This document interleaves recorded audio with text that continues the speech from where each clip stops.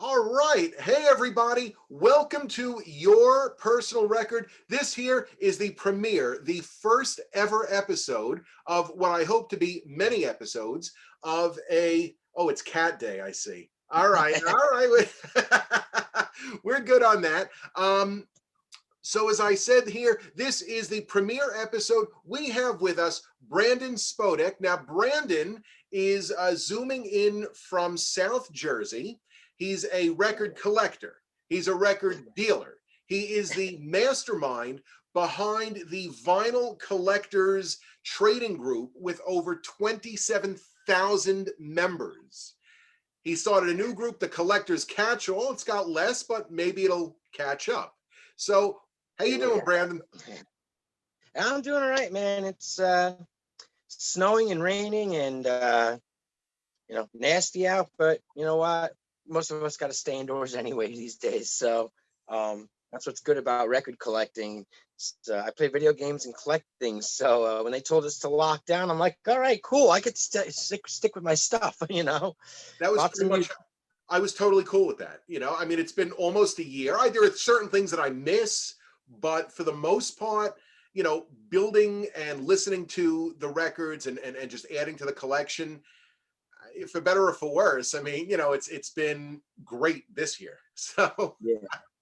So and I can imagine for you being a performer, I can imagine for you how much it hurts not going out. But I'm just a collector, so it's like they're like, oh, let's quarantine. I'm like, all right, man, I'm made for quarantine. the lack of shows is certainly troublesome, but at the same time, it's sort of forced vacation, I guess. So if you look at it like that, I guess we're okay.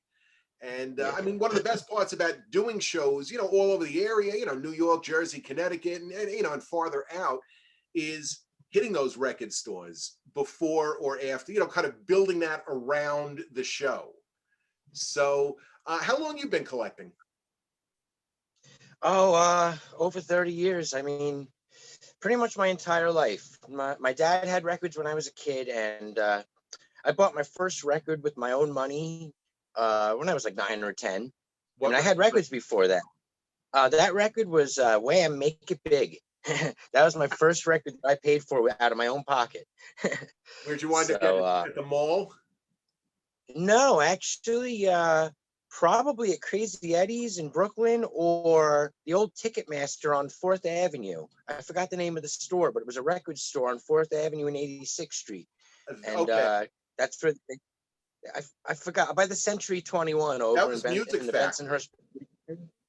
What's that? Music Factory or Record Factory? It was. Yeah, we had a yellow sign, but it wasn't Crazy Eddie's. Okay, so all right. So a funny story. I went to school with the kid whose father owned that record shop. And, okay. I mean, it was mostly at that time, I guess, kind of heavy on disco, but but they had everything, Yeah, that was my parents went to Woodstock, so they had all the classic rock records, and my dad always used to go there, so he used to bring me, and I had a few records. I had Disco Mickey Mouse and some other kid records, and my parents gave me a Beatles record to play. But when I was 9 or 10, I wanted to buy my own record, and I got that Wham! Record. You still have it? I don't have it, but I do. I had one of those brown. Actually, it's right here. I can't get it out. It's buried, but one of those brown fake leather, pleather record cases, and that's what I had when I was a kid, and that's what I put it in. And I found another copy of the Wham! Record later in life, and another one of those, the same exact brown carrier. So I have a Wham! Record sitting behind me in a brown carrier like when I was a kid. So listen, it sold what, zillions of copies, Yeah. How bad could it be, I guess, right? Yeah, absolutely. I mean, I was 10 years old, man. Listening to Jitterbug, God, that was fun. And then you went from Wham! You got a Sick of It All sweatshirt. So, Oh, yeah. How'd that transition work? That worked really good. Not too long later, very soon after that, I started getting into, some punk rock and metal and, the stuff you see on MTV. When I moved to Jersey, I finally had MTV because it wasn't in Brooklyn. You couldn't have MTV like the 90s. We didn't have it for years. Yeah, we left in 85 and we came down to Jersey in 85. So that was the transition. So like right around then is when, I started, there was suburbs. I, got into skateboarding, made new friends and started listening to the metal. And then I got into the thrash and then I got into the hardcore and the punk. And that's the end of it. I started going to shows in 91 and never looked back. So Now, is metal, hardcore, punk the crux of your collection? Is that like the largest thing is metal, hardcore, punk? not metal. I'm actually not a big metal fan. I like thrash, but I'm not a big metal fan. But it's hardcore, punk, and hip hop. So my hip hop rivals the punk and the hardcore. So All right, I wow. actually just picked up 400 original hip hop records in Connecticut on Saturday. So Oof, wow. yes, I'm always buying. I took a 4-hour drive. I'll go anywhere for records. Now, what? Well, I mean, going from South Jersey, you got to go. This is you're moving. You're moving. Yeah. So now what's the so you're let's talk about hip hop. Hip hop is an area that I really am very, very limited to. Public Enemy, when that came out, I dug it. You know, but that's pretty much where it started and ended. So Yeah. give me some hip hop that's worthy. Now, old stuff, new stuff, everything. What's your jam here? I mean, if you wanted to get somebody to listen to some hip hop that they probably love, that comes from another genre, Del the Funky Homo Sapien, Far Side, uh, uh, you know, Jurassic 5, things like that. I mean, Jurassic 5 has a song that they do with Dave Matthews, and I don't even like Dave Matthews, but that song rocks. You know, those are all they're not gangster, they're not thugs. They just go out and have a good time, and they rhyme on stage, and it's a crew. Obviously you got your Wu Tang, and you got you're also Gangstar. Those are things you might want to go listen to if you're not into if you're trying to get into the genre. You know, but there's so many different kinds. And So hardcore, what do we got about hard? What's the ultimate hardcore band? Sick of It All is probably my favorite hardcore band. I've seen them over 20 times, 20, 30 times probably. Um, I mean, there's just so many though. I never do favorites, but I have like top lists, but my top 10 is really like 50 choices. So, Yeah. um, it's Quicksand is big on my list too. They're not necessarily hardcore, but close to it. All They're right. a different type of hardcore. Now, a Um, lot. I mean, that first wave hardcore is going for crazy money now. yeah, it just sort of exploded recently. Why do you think that absolutely. is? It's tough to tell.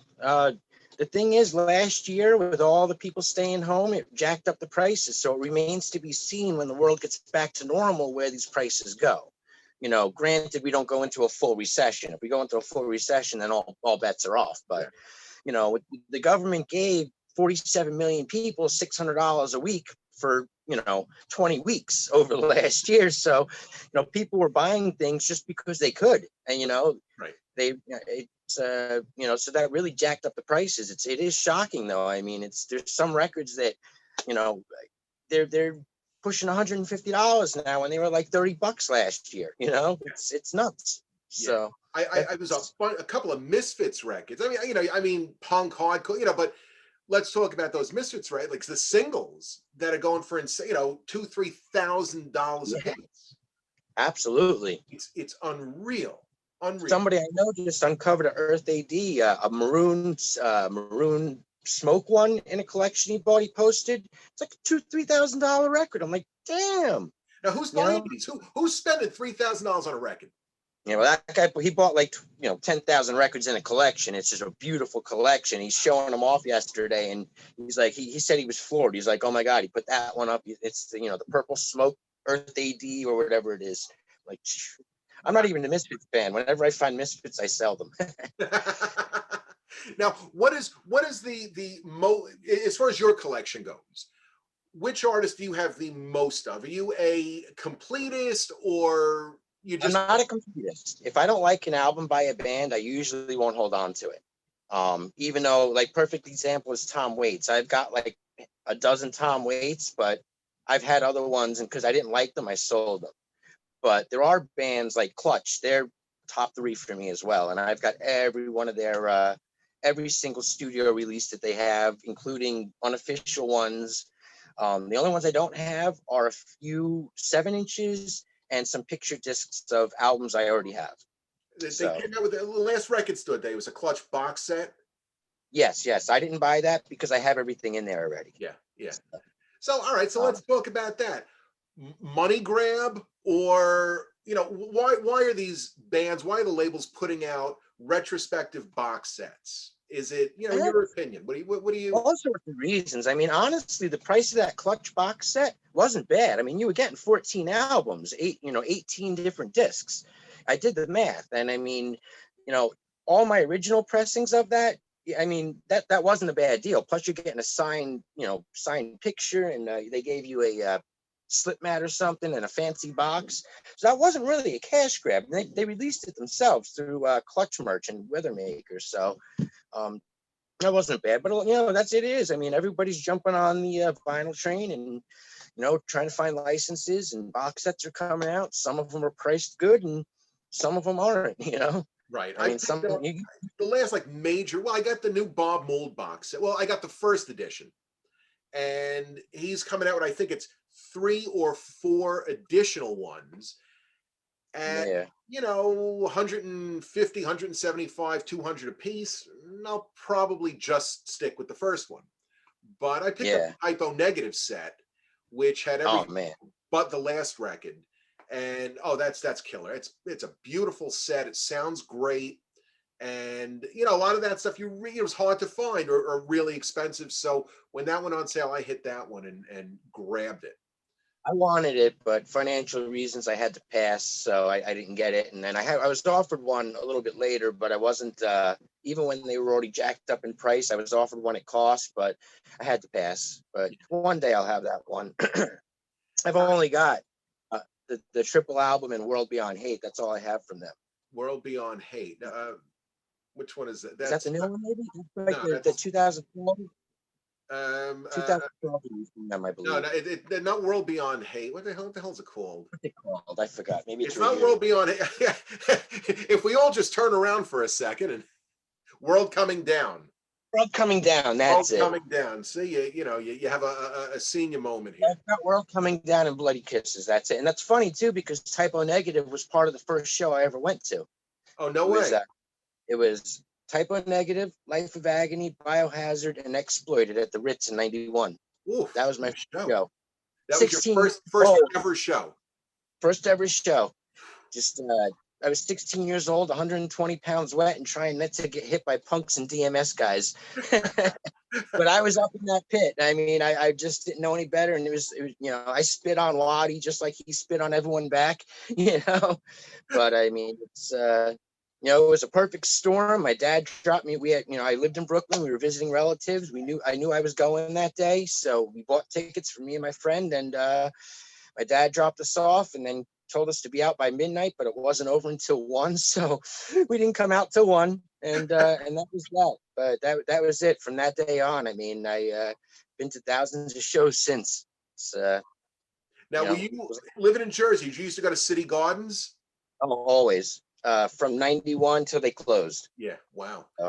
My memories are from like that. In '91 I went a lot. I saw a lot of the almost every important show from '91 to '94. Now, have you So been to Randy's shop out in Bordentown? yes, I have. Randy's a good friend of mine. I've done shows out there, and the documentary that they made of him was fantastic. What is it? What the hell's it called? No dancing, no singing dancing. No boots. I get the book and the movie confused, the names. But it Once was something it was floor, Go ahead. something on the dance floor. I forgot. Yeah, no something on the dance floor. Yeah.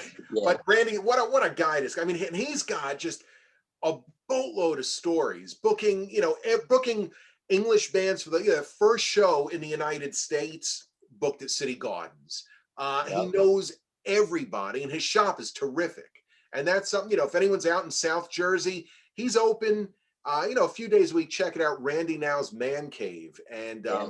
what a little place, you know. It's really a fantastic little shop, and just hanging out and talking to Randy.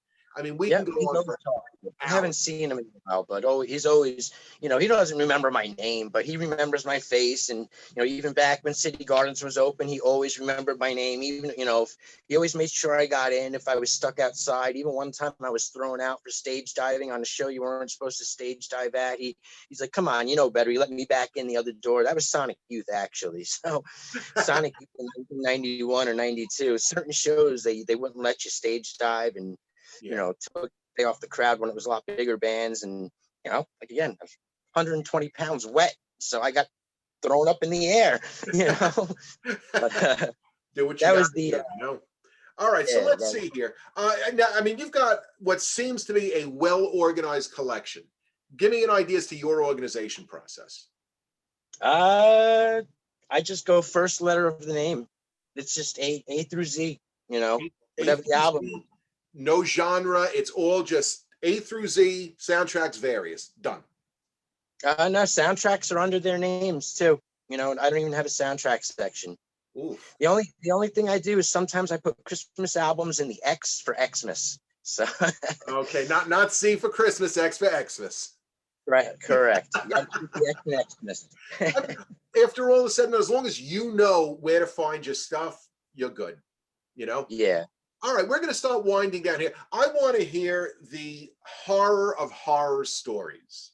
I mean, something you ordered something and it came smashed up. You went to a record shop and it was just the worst experience of your life. Go. Oh man, I can't even think of. I mean, I don't really have that many horror stories. I, that's. I'd probably take too long to think of one. I don't really have one I mean, I've made mistake purchases or impulse buys, or, you know, at record shows sometimes you got to grab stuff quickly because everybody else is grabbing. But I don't have too many bad. Oh, actually, I do have one quickly. All right, so. And so basically in 2003, I needed to get some money to fix my car. So I sold the bulk of my record collection up until that point. I kept my hardcore and my 7-inch hardcore records and punk rock stuff, and my 12 inches, maybe 60 records total. Sold it all. And after that point, I just said to myself, you know what? I don't need to do records because I collected all sorts of stuff. So I was at an estate sale and lots of great stuff, and I saw records. I just walked right past them because I said to myself, not worry about it. I saw a whole bunch of 1960s mystery bump and go toys still in the box in the other corner, and all these other 60s toys still in the box, Barbies and stuff. So I went straight for that because that was the 1 or 2 years I decided not to get records. I said, you know what? I went to go look back at the records. They weren't there. This guy was walking out with a big armful, all sealed Beatles. Every single 60s Beatles record sealed. That's my horror story. Yeah. Because I was being stubborn and walked right past them because I sold all my records, and I was like, yeah, you know, I just figured, you know, we'll do something else. After that day is when I decided that I'm not going to make that mistake again. I mean, the guy wouldn't even let me see what he got. I'm like, oh, what'd you get? And he actually grabbed them closer to himself. Yeah, You know, that's I still made 15. Yeah, I spent $200 at that house. I made $1,500 on the toys I bought. But as a record guy, knowing that I missed an entire box of sealed Beatles records, that's my horror story. yeah. No, that's that's a thing of nightmares. You know, that'll absolutely haunt you probably till the day you die. The fact that I was being stubborn, I was like, I basically said F you to, you know, I walked past him and said, I kind of, you know, just because it was like maybe a year after I sold my records to a local DJ who helped me out so I can, you know, get the parts for my cars. So, Yeah. I mean, that was 2003. I mean, my buddy gave me more money for my records than people were spending on records in 2003. So, Right. at the time, 2003. yeah. It was, record collecting was pretty dead. Yeah. You know, no one wanted them, and they, you know, prices were pennies. Yeah. Now, All right, I still liked them, but like I said, I just after I sold what I had, I just figured, you know, maybe I'll just move on. But after that day with the Beatles, man, I had about 300 or 400 records at that point in my life. Now I've got over 10,000 in the house. So, I mean, Wow. that's, it's a lot of it's junk. I got to go through it still. But I mean, my personal collection is pretty much what you see behind me. Right. Right. Everything else. Uh-huh. Go ahead. Everything else is expendable. All right. What's the one piece, the grail that you're looking for? Oh, man. Honestly, right now, there's two of them that I really, really want. One of them is Black Chain Jack, uh, the second album, and Long Beach Dub All Stars, Wonders of the World. Those are the two I'm wanting most right now. That's a hard question because I filled a lot of those grails in 2020 with all that was going on. So, yeah. But those are the two I'd really like to get the most. Probably Black Train Jack over Long Beach Dub All Stars, though. I really want that. It's not terribly out of reach, but more than I really want to spend right now. I scored no reward out of Brazil last year for a great deal, and it got here quicker than Pete. It got here in 4 days from Brazil when U.S. mail was taking a month to get to me. It's been crazy. I had something a couple of weeks ago that I had ordered the same time, one coming in from Pennsylvania, one coming in from Athens, Greece. Ordered the same day, they arrived the same day. Oh, man. I mean, we're talking Pennsylvania, it's, an hour and a half away, Greece. But there you go. Yeah. So, the Postal Service has been kind of wacky of late. And that's crazy too, because Greece is traditionally bad with the Postal Service. That's the funny part. It arrived and it was in great shape, so I can't complain. Yeah. So now, all right, a couple of more questions here, and Nick, I'm really thoroughly enjoying chatting and really meeting you for the first time. I love doing this. Even though we've corresponded via Messenger and I've picked up some records from you, but meeting you and chatting is great. What was your very last purchase? I can show you. All right, a little show and tell right now. So, I mean, it's hard to say last purchase because this just came today. So, I mean, I purchased this on Friday, but it came today. I mean, I bought 400 records on Saturday, and I can't show you all of them. That was the HipHop, but this just came today. All right. The Clutch Maker. So, like I said, I am a Clutch. I collect everything from them. This is on white vinyl. It's a Vault series. They do a bunch of songs that are it's kind of like a compilation, but it's Smoke Banshee, Willie Nelson's on there. If you're a Clutch fan and this is something you want, Passive Restraints and Electric Worry on the same album. I mean, that's this is what I'm going to put on as soon as I'm done with this. This is going on the platter. So I won't hold you much longer, I promise. So, all right, any advice, and this will be the last question, any advice for someone new to record collecting? Buy what you want, buy with your heart, and don't spend what you don't have. I mean, that's really it, because I mean, it could be real addicting really fast. People really jump in sometimes, and they overwhelm themselves, and sometimes their spouses or girlfriends or their families don't know they're spending. So that's it. You like music, go out, discover.